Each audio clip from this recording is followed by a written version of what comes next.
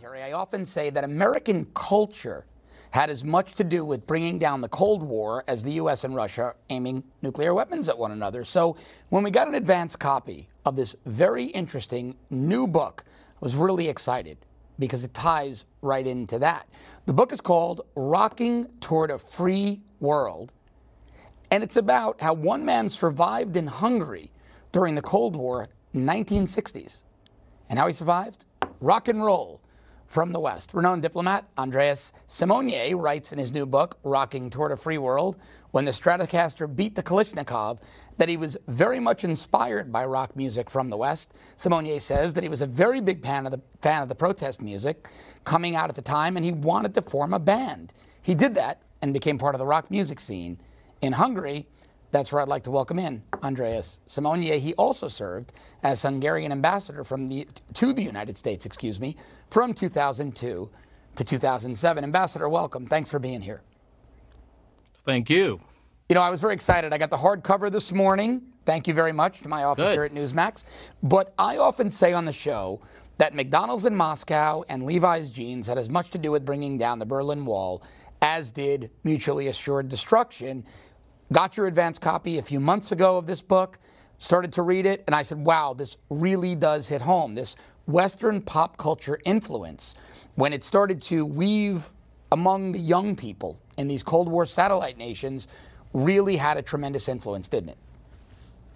Yeah, I mean, absolutely. And I'm so glad you got it right. This is really my story. And it's about how Western and first and foremost American and British rock and roll broke the monotony and the monopoly of the communist ideologues in Eastern Europe, and how rock and roll music actually was the message of freedom to millions and millions of young people. In spite of all the difficulties, we got hold of American records, British records, and listened to forbidden radio stations at night. And I just wanted to make sure that this is not a story that is forgotten. Too many take freedom for granted, and that's really why I wanted to write this book. So, Ambassador, the obvious question, who were some of your favorite bands? Who were your influences back then?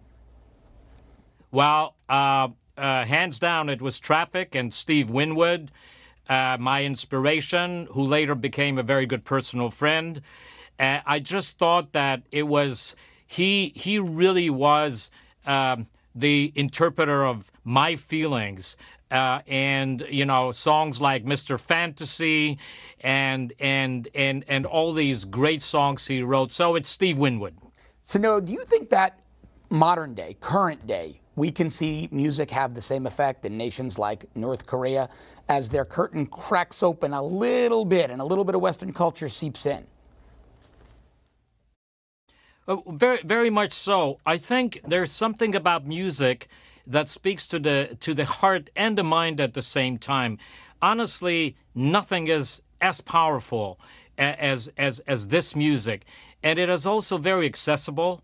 It speaks, you know, it is something that we were able to embrace, appropriate it, and we made it our own. So yes, it is, I think what it did to us behind the Iron Curtain 30, 40 years ago is something that it's a lesson learned, and I think Western culture and Western music can do the same this day today in Iran, in North Korea, and other places of suppression.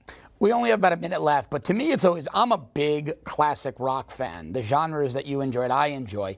But it's always striking to me, and I'm going to be bold and say, they really were making better music then, because I'm seeing kids in high school now enjoying it. They're enjoying it more than they're enjoying the overproduced music that's coming out now. Well, I think you're right. I think this book, and also that is why I chose this title. I do believe that the electric guitar, which is basically an American invention, had much to do with it. I think without the electric guitar, this whole thing would not have been been possible. And yes, I agree with you. You actually had to learn to play your instruments.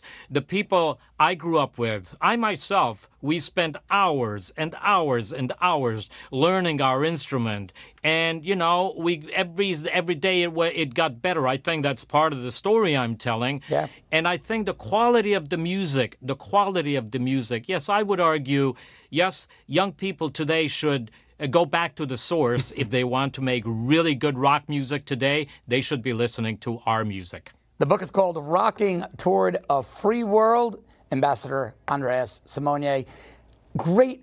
I really enjoyed this. Such cool subject matter. Thanks so much for being here.